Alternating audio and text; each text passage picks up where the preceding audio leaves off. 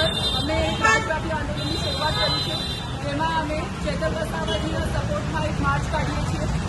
દરેક જિલ્લા પર આજે આ માર્ચનું આયોજન થયો છે. અમે બધા માંગ કરીએ છીએ કે જે ગૌરવ માપદંડ છે, જેમ કે હાર્દિકભાઈ પટેલ, એમના ઉપર દેશદ્રોહનો આરોપ હોવા છતાં એમને ક્લીન ચીટ મળી જાય છે અને મારામારીના કેસમાં ચેતરભાઈને 7 વર્ષની સજા આપવામાં આવે છે.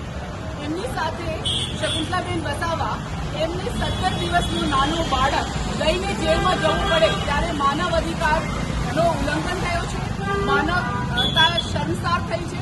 અને અમારી માંગ છે કે ભાજપ સરકાર આ હિટલરશાહી ષડયંત્ર રચવાનું બંધ કરે.